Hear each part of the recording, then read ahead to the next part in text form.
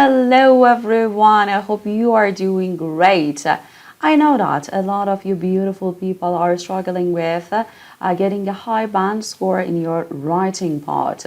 So as far as I've heard that a lot of candidates have struggled with this very single skill, I just made up my mind to make very nice and productive videos in order to help you understand this part in a much more meaningful way so that you can understand what exactly you should be looking for and what different kinds of strategies are helpful, and of course what kind of pitfalls or mistakes you should be avoiding.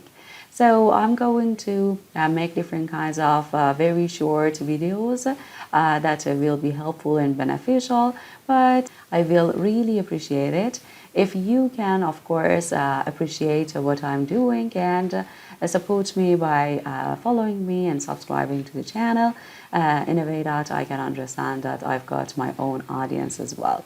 So let's get into the work. Firstly, we should know about the basis of the IELTS writing task 2. You need to write 250 words minimum. If you write fewer than that, it means that you couldn't explain the part in a much more meaningful way. What I'm saying is that your job, your task would be much more developed if you had paid enough attention. So if you are going to write something like 340 words or something like that, it means that you are not careful of the question either, because you've got that kind of time limitation and you need to pay attention to your time limit. You have to be cautious of that, otherwise you will be penalized, because you couldn't finish the work on time. So the best suggestion here would be something like 270 words, 280 words and stuff like this. So the longer your essay, the more grammar mistakes you might make and the less time you have to write your task when writing. The other point that I was going to mention about writing a lot is that when you spend a lot of time, you will have that kind of anxiety, and you won't be able to check your work once more in order to see whether you've got any grammatical mistakes, any typos or something like relates to that.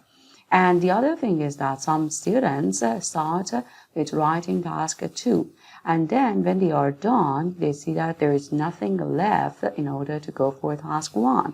So the other very important risk that you are putting yourself at the edge of is the fact that when you write a lot, you are more highly likely to make more mistakes. Because, for example, if you write 200 words, you've got 10 mistakes, but when you write 300 words, you will have 15 mistakes, as an example.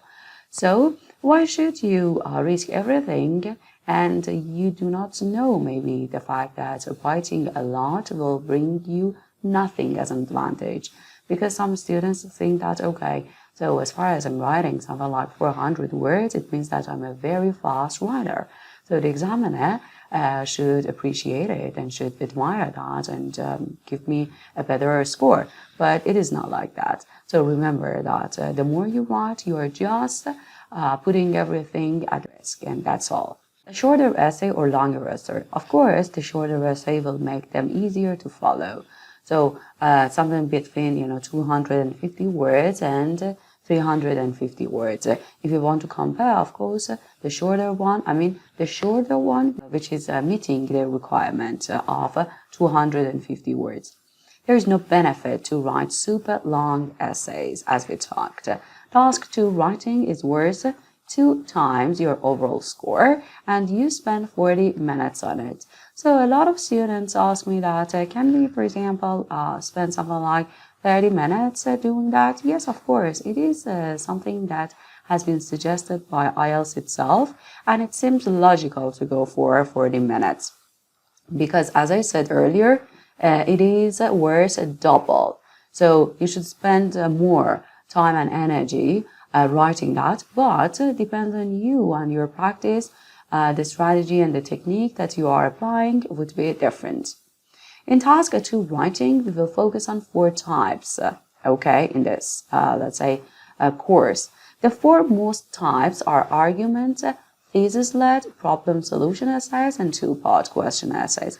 Of course, you do not need to know these kind of, names or be very, attentive to the names because you are not going to present them somewhere. But the only thing that I want you to know about is the differentiation because they are important. You should know that, for example, the method you want to implement would vary from one to the other. The language and organization are super important, just like task 1 writing. The organization is huge for task 1 and task 2. Just if I wanted to give you something about task 2, I should tell you that task 2 seems much more difficult and you should go for more complicated words and structures. I'm just comparing task 1 and task 2 because of the fact that in task 1, regardless of your module, whether you're an academic or general training candidate, you are dealing with different kinds of, data or you're dealing with some information and you do not need language that much. Okay, pay attention to what I'm saying. The necessity of using different kinds of words or phrases is by far less. So it doesn't mean that it is nothing, but it is less. So here we go with a very nice analogy and comparison between task 1 and task 2. So in task 1, you can see that there are different kinds of structures or phrases that can be used for describing the graphs or diagrams or whatever the usual, illustration is. Task 2 is different. The language and grammar you need for task 2 writing are more complicated. They are more related to language. The big thing here is to pay attention to the sentence structure. It is very important. So you need to go for compare and contrast, cause and effect, these kind of phrases. Pay attention to the structure that you've learned for task 1 in the past because you will use a lot of those structures for task 2 writing as well. What the big deal here? The big deal is that the overall thing you need to understand is every sentence has its own purpose. It's very important. Every sentence has its own purpose and of course has its own function that you should be really cautious of. You need to plan them. You need to make sure every piece fits together and everything is close. You need you can still get a high score if you make grammar mistakes. Try to be clear, be organized, be concise, and write at least 250 words. So it's very important because for higher bands, people think that there shouldn't be any mistakes with regards to grammar. No, even at band 8, you can have some mistakes, but the mistakes are not major. They are minor mistakes. And of course, the other factors are as important as grammar and vocabulary are. So your essay has to be more than 250 words. It has to be clear. It has to be organized, and it should answer the question because a lot of time I see a huge deviation from the task, from the question and the answer. So be really careful of that. Take care of it. So let's talk about the most common mistakes students make in IELTS writing task 2. Let's get started. Do not use etc. One of the biggest problems that I've witnessed in candidates' work is that they are trying to fulfill that 250 words, and that is very obvious. So the use of something like etc. is not necessary, so skip it. And say, for example, one of the biggest problems in big cities is unemployment, crime, and pollution. If it is not worth mentioning it, skip it. No question mark. We do not need you to pose a question. It is an IELTS writing task to, okay? It is not a kind of article or something that you need to hook the listener or the reader. Do not use exclamation points. So do not yell at the reader. So you shouldn't just go for the exclamation points. Okay, so do not go for these kind of, structures like more and more, bigger and bigger, greater and greater. These are used in informal language. Instead, you can use the, structures that you learned in task 1 if you are an academic test taker. So you can say increasing number of people are using cars these days, or a significantly larger number of people using cars these days. Growing increase in the number of people using cars these days. Nowadays, the number of people who own cars has increased. Increasing number of students are going abroad for a university study. The number of cities that suffer from pollution has increased. So you can see what we are talking about. That's much better than more and more. In addition, instead of using structures such as much more, you can say a great deal larger. Also, big is too informal for reports and essays. We should use large, sizable, significant. So, of course, these words and sentences and phrases are perfect for the speaking part, but as far as our attention and our consideration is on writing, so you should be careful of that if you are intended to get a high band score. Do not begin sentences with and, but, oh. Instead, use linking phrases that sound more academic, like in addition, furthermore, however, since, as a result. So you can understand the fact that these words like and, but, or are perfect choices for speaking, but when it comes to writing, you've got different choices and selection.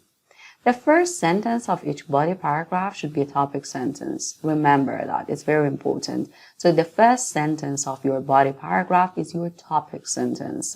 It should define the content of the paragraph in general terms. The number one job of the topic sentence is to tell the readers what they are going to read in the paragraph. So it just introduces the body paragraph. It is the main idea. It is a signal to the readers. It can do other things as well, but its number one job is to send a signal to the reader. Next mistake, most, almost. Wow, I've detected this mistake so many times myself. Most is an adjective, usually, which means the greatest quantity. So measure, degree, or number of something. It is followed by a noun, prepositional phrase, or adjective. Most people, the most popular, most of his time, most of my friends, and stuff like this. Almost is an adverb, which means very nearly, a language of estimation. It means close, but not totally. Example, we are almost home, almost finished, almost every house, almost never, almost all of the students. The next one, manage your time well. Task 1 equals 20 minutes. Task 2 equals 40 minutes. A poorly written essay for the report will receive a higher band score than an incomplete one. That's very important. A poorly written essay for the report will receive a higher band score than an incomplete one. Task 1, 150 words. Task 2, 250 words. Make sure you write the minimum number of words. The next mistake. Subject and verb agreement. He, she, eat, plays, does, receives, negotiates, and etc. This is a rule you learned in elementary grammar. You cannot still be making this mistake on the IELTS test. If you make this mistake in your essay, you can forget about getting a good band score. So that is logical, of course. You know, to get a high band score, you really need to have this problem resolved completely.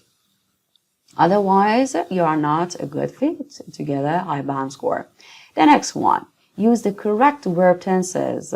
That's very important as well, because I see that a lot of times students are they are attempting to make, for example, a present perfect structure, but because of that mistake, they fail, you know. The next item that most students have got a problem with is about articles. There are two very different classifications. On the one hand, some candidates are really ignorant of using these kind of articles, and you can see no trace of respecting this very important grammatical point. On the other hand, you see that a lot of students are overusing them. So they're using them wherever it is not mandatory as well. So the next thing is about singular and plural, countable or uncountable. It's very important because based on your first language, a lot of differences might pop up. So for example, we say people, it is the plural noun of person. Or for example, we say computers in their offices every day. You have to say people use computers in their offices every day. If I say people use a computer in their office every day, that is wrong because the subject and actually the other words, nouns, do not agree with each other. People need a lot of money for their lives. So I have to say lives, and I say that most people use life instead of lives. When it comes to countable and uncountable, it's a bit challenging here because there aren't rules of what is countable and what is uncountable. I would say give a list of words that are countable and uncountable. I don't want to see equipment. So it doesn't have S, knowledge, advice, information. These are common mistakes that students usually make. I'm sure that you have heard what I'm going to tell you about the next item because a lot of time I was asked that, teacher, is it right that we cannot use I or my in our essay? But I should tell you that the story is not like this. I cannot say that yes, you can or no, you can because there is a place for everything. So in your introduction and your conclusion, of course, you can use I or my, especially when your opinion is asked. So whose idea should you refer to? You know what I'm saying? You cannot say in my friend's opinion. So you have to say in my opinion. But when it comes to your body paragraphs, we usually do not need any kind of personal opinions. But of course, you can use I or my if you're referring to something which is personal. So take a look at the example given here. No, I think, I believe, in my opinion, in your body paragraphs. So use personal opinions in the body paragraphs, impersonal. So use impersonal opinions in the body paragraphs, such as some people think, other people believe. Many people claim that, as far as some people are concerned, and try to give other people's ideas, not your own opinion, in your body paragraph. The next thing, write your essays from a global perspective, because the questions are asked from a global perspective, so you have to go for that. Try to avoid relating the essay question only to your own country. It should be about the world in general. If you say traffic in the city is a serious problem when you are traveling down Madison Avenue at rush hour, it is very specific. Instead, you should say when people travel down busy streets in urban areas during rush hours. Now, you are not talking about problems of a specific city. You are talking about problems that every city faces. That's what you want to be general. Of course, we're talking about your topic sentences, okay, the most important part. But when it comes to examples, it would be a great fit for your example, because example needs to be more specific and to the point, and you should avoid any kind of generalization. The next one, use a linking words and transition phrases. At the beginning of all body paragraphs and the conclusion, keep your sentences short and well-linked. It is a key if you want to improve your grammar. It will help your grammar and your organization as well. For example, firstly, on the one hand, on the other hand, in summary. The next thing, no contractions. It's very important, and it is something that I usually detect in correcting your paper. Shouldn't, should not, can't, cannot, wouldn't, would not. So go for the whole word. Do not use contractions. The next item is about this, keeping pronouns out of the essay body paragraphs. Words such as you, we, I, us should be omitted or written as people, students, society, etc. For example, instead of saying when you go abroad, you will have a chance to experience new cultures, you should say when a student goes abroad, they will have a chance to experience new cultures.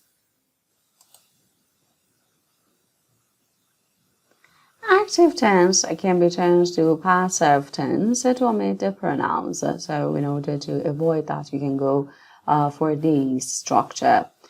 So, fact is a noun, affect is a verb. You cannot believe how many times I have to take this mistake. Okay, so the next item is about the fact that you shouldn't go for the very simple sentence like, in this essay, I will discuss the advantages and the disadvantages of studying abroad.